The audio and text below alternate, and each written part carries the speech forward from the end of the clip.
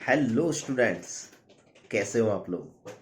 मैं ऋषिकेश इंडिया आप सभी का वेलकम करता हूं बच्चों इंडिया के largest online learning platform Unacademy पर। आज थोड़ी बेसिक चीज़ें बच्चों डिस्कस करने वाले हैं। आपका बोर्ड एग्जाम नज़दीक आ रहा है ना, तो इसी बारे में बच्चों थोड़ी बहुत बातें आज मैं आपके साथ डिस्कस करना चाहता था कि बोर्ड एग्जाम की प्रिपरेशन आपको कैसे करनी है, क्योंकि दिन काफ़ी कम बचे हैं। तो आप केमिस्ट्री का जो सिलेबस है वो कैसे कवर करेंगे, कौन कौन सी चीज़ें पढ़ेंगे बच्चों, ये सारी चीज़ें हम आज के क्लास में मतलब आज के सेशन में मैं आपको बताने वाला हूँ। ठीक है, कुछ ज़्यादा लंबा सेशन नहीं होगा, 10-15 मिनट में मैं सारी चीज़ें आपको समझा दूंगा। किस तरह से आपको प्रिपरेशन करना है, किस तरह से सवाल बच्चों एग्जाम में पूछे जाते हैं, ये सारी चीज़ें हम डिस्कस करेंगे। थोड़ा बहुत बोर्ड एग्जाम के बारे में डिस्कस करेंगे और उसके बाद बच्चों जो बोर्ड एग्जाम के बाद आपका एमएसटी सीईटी का एग्जाम होने वाला है उसके बारे में भी हम डिस्कस करेंगे। उसमें भी कुछ नए कोर्सेज बच्चों हम लेके आ रहे हैं एमएसटी सीईटी के। ओके, तो उसके बारे में भी हम आज के इस सेशन में डिस्कस करने वाले हैं बच्चों। तो अगर हम बोर्ड एग्जाम की बात करते हैं तो आपका जो बोर्ड एग्जाम है बच्चों वो शायद अभी 4 मार्च से लॉन्च हो रहा है। और जो आपका केमिस्ट्री का पेपर होगा तो ये केमिस्ट्री का पेपर 70 मार्क का होगा, आप सभी को पता है।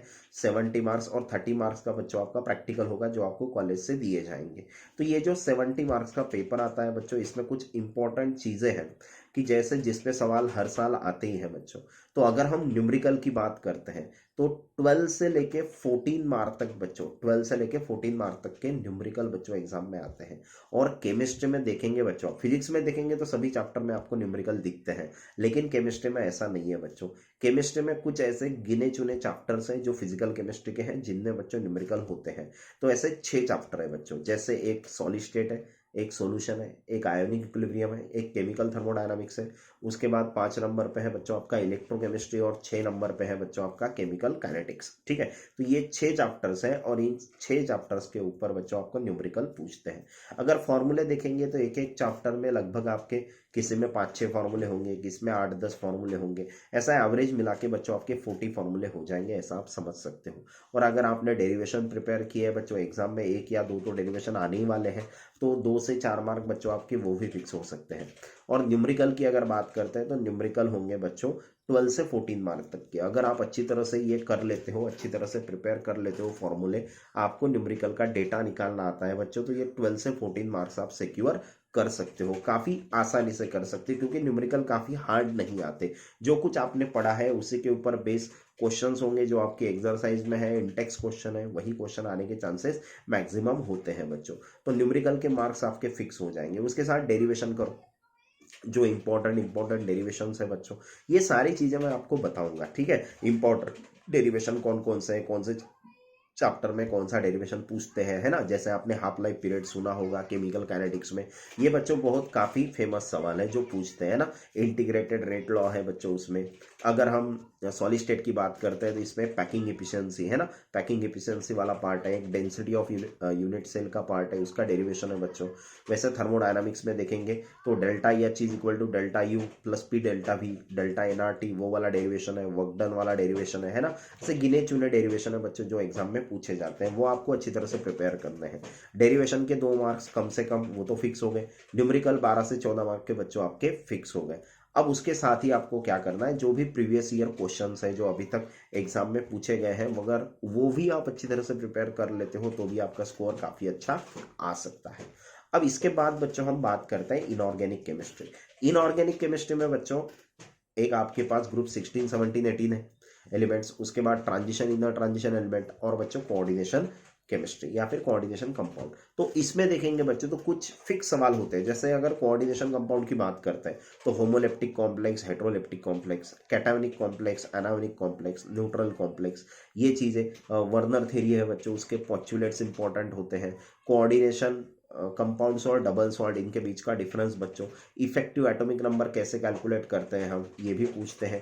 कोऑर्डिनेशन नंबर पूछते हैं। उसके बाद बच्चों जो हाइब्रिडाइजेशन वाला पार्ट है, अगर आपको कोई कंपाउंड दे देंगे, आपको पूछेंगे सेंट्रल एटम का हाइब्रिडाइजेशन क्या है, ओके, उसका ज्योमेट्री क्या है बच्चों। कुछ इस तरह के सवाल, गिने चुने सवाल है, वो आपको अच्छी तरह से प्रिपेयर करने हैं। उसके बाद बच्चों अगर हम ट्रांजिशन इनर ट्रांजिशन एलिमेंट की बात करते हैं तो इसमें बच्चों जो इलेक्ट्रॉनिक कॉन्फ़िगरेशन है ना, जो आपके ट्रांजिशन एलिमेंट है, इनर ट्रांजिशन एलिमेंट है, इनके बच्चों इलेक्ट्रॉनिक कॉन्फ़िगरेशन एग्जाम में पूछे जाते हैं, वो आप प्रिपेयर कर सकते हो अच्छी तरह से। उसके बाद बच्चों मैग्नेटिक बिहेवियर पूछा जा सकता है, मतलब सब्सटेंस आपको देंगे, ये बताओ ये पैरामैग्नेटिक है, डायमैग्नेटिक है या फेरोमैग्नेटिक है, मैग्नेटिक मोमेंट कैलकुलेट करो, कौन सा कंपाउंड शो करेगा, कौन सा कंपाउंड कलर शो नहीं करेगा। कुछ इस टाइप के सवाल बच्चों एग्जाम में आते हैं, उन्हें अच्छी तरह से प्रिपेयर आपको करना है। उसके बाद बच्चों अगर ग्रुप 16, 17, 18 की बात करते हैं, उसमें एनामलस बिहेवियर वाले सवाल होते हैं, है ना। ऑक्सीजन का एनामलस बिहेवियर, फ्लोरीन का एनामलस बिहेवियर बच्चों। उसके बाद और अगर हमें बताना है तो हम बात कर सकते हैं स्ट्रक्चर्स की, है ना। जैसे सल्फर के जो एसिड्स हैं ना, जैसे हम सल्फ्यूरिक एसिड, सल्फ्यूरस एसिड, इनके स्ट्रक्चर्स, इनमें सल्फर का ऑक्सीडेशन स्टेट क्या होता है, कुछ इस तरह के सवाल बच्चों एग्जाम में पूछते हैं। उसके बाद क्लोरीन के कुछ एसिड है ना, perchloric acid, chloric acid, chlorous acid, hypochlorous acid, इनके फॉर्मूले, इनमें क्लोरीन का ऑक्सीडेशन स्टेट कितना होता है ना, ये सारी चीजें बच्चों इसमें पूछी जाती है, तो आप ये भी कर सकते हो अच्छी तरह से। ये बात की बच्चों ने इनऑर्गेनिक केमिस्ट्री की। स्ट्रक्चर भी पूछता है एग्जाम में, जैसे SO2 का स्ट्रक्चर बताओ कैसा है। अगर हम हैलोजेंस की बात करते हैं तो हैलोजेंस में बच्चों हैलोजन फैमिली में जो भी होंगे उनके आपको ClF3, BrF5, IF7, इनके स्ट्रक्चर पूछते हैं बच्चों। PCl3 वाला तो नहीं आएगा, अभी ग्रुप 15 नहीं है आपके सिलेबस में, ठीक है। तो ये चीजें बच्चों एग्जाम में पूछते हैं। ये तो हो गई इनऑर्गेनिक केमिस्ट्री के बाद। उसके बाद बात आती है बच्चों ऑर्गेनिक केमिस्ट्री की, जो काफी इंपॉर्टेंट है। और इस पे बच्चों आज मैंने एक क्लास भी रखा है 4 बजे, है ना। 4 बजे हमारा बच्चों एक क्लास भी होने वाला है, जिसमें हम जो साइंटिस्ट नेमिंग रिएक्शंस है वो कवर करने वाले हैं। 3 दिन लगातार मैंने एक सीरीज रखी है। कल बच्चों हम क्या करेंगे, मतलब आज 4 बजे करेंगे साइंटिस्ट नेमिंग रिएक्शन का क्लास, और 2 चैप्टर के साइंटिस्ट नेमिंग रिएक्शन आज खत्म करेंगे। कल 2 चैप्टर के साइंटिस्ट नेमिंग रिएक्शन खत्म करेंगे 4 बजे। और परसों के दिन मैंने पॉलीमर का 1 शॉट रखा है। तो बच्चों पॉलीमर चैप्टर 3 से 4 मार्क आपके फिक्स कर देगा। कुछ गिने चुने सवाल है जो एग्जाम में आते हैं, वो भी मैं उस क्लास में बच्चों आपको बताने वाला हूँ। और साइंटिस्ट नेमिंग रिएक्शंस अगर देखते हैं ना बच्चों, तो बहुत बार एग्जाम में रिएक्शन जो आते हैं वो साइंटिस्ट नेमिंग रिएक्शन से ही आते हैं, उन्हीं के ऊपर सवाल होते हैं। कभी कभी उनका नाम दे देते हैं, कभी नाम नहीं देते, आपको पहचानना होता है कि ये कौन सा रिएक्शन है। मतलब अगर आपने साइंटिस्ट नेमिंग रिएक्शन भी अच्छी तरह से प्रिपेयर कर लिए तो भी 6 से 8 मार्क्स बच्चों आपके फिक्स हो सकते हैं, ठीक है, ऑर्गेनिक के। तो ये भी मैं आज के 4 बजे के क्लास में लेने वाला हूँ। इसका लिंक आपको नीचे डिस्क्रिप्शन में बच्चों मिल जाएगा, तो वो भी कर सकते हो आप मेरे साथ ज्वाइन। और उसके साथ ही बच्चों कुछ IUPAC नेमिंग के सवाल आते हैं ना, कॉमन नेमिंग, IUPAC नेमिंग के ऊपर। उसके बाद कुछ फिजिकल प्रॉपर्टीज यूजेस होती है, उसके ऊपर सवाल होते हैं।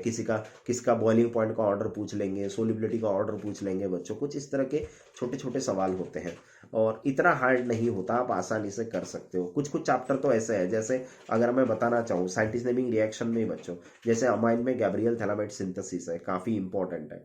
उसके बाद आइसोसाइनाइड टेस्ट है बच्चों, है ना, वो भी आप कर सकते हो।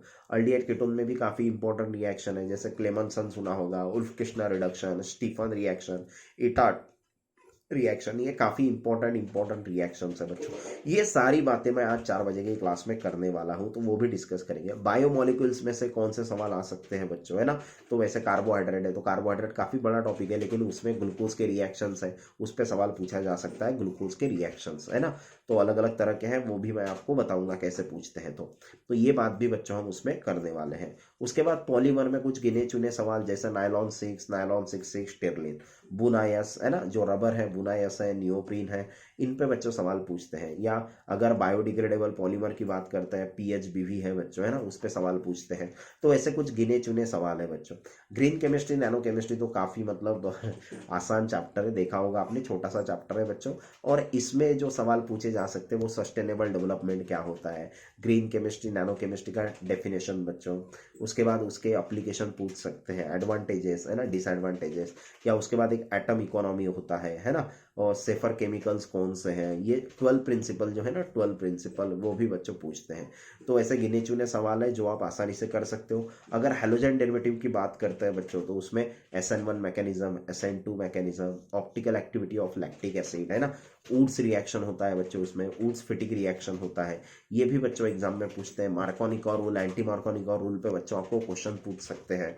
ये ऐसे मतलब फेमस टॉपिक है बच्चों, जो एग्जामिनर हमेशा उसका जो ध्यान है ना वो इसी पे होता है कि ये फेमस वाले सवाल, और ये आते ही है एग्जाम में अगर आप अच्छी तरह से बच्चों प्रिपरेशन करते हो, आसानी से करते हो, है ना, और आसानी से कर सकते हो, अच्छी तरह से मैनेज करेंगे आप, मुझे फॉलो करेंगे तो ठीक है। उसके साथ बच्चों आप 4 बजे मैं ये क्लास लेने वाला हूं, तो आप सभी को उस क्लास के लिए प्रेजेंट रहना है। ओके, तो आज के लिए बस बच्चों इतना ही एक छोटा सा इंफॉर्मेशन था।